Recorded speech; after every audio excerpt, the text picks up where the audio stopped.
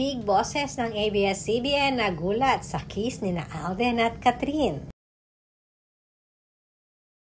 Mixed emotions nga ang lahat ng nakapanood ng premiere night kanina ng Hello Love Again.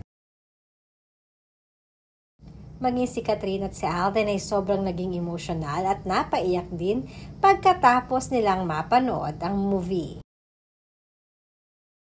Inamin ni Kathryn na ilang araw na siyang hindi nakakatulog ng maayos dahil kinakabahan siya sa magiging reaksyon ng mga netizens.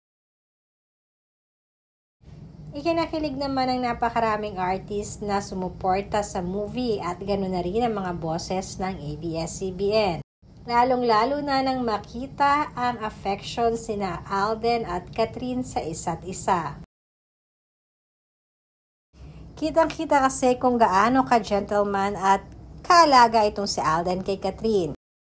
Mas lalo lang kinilig ang mga boses ng bawat stations nang makita ang biglang pag-kiss ni Alden kay Kathryn Bernardo. Tuwang-tuwang kinongratulate ni Charo Santos ang dalawa dahil worth the wait ito at napakaganda talaga ng movie.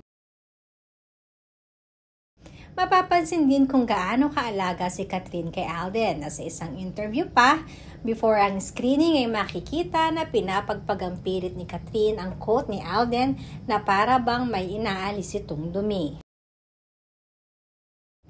Ganun pa man, mas lalo pang tumibay ang Katden fanatics.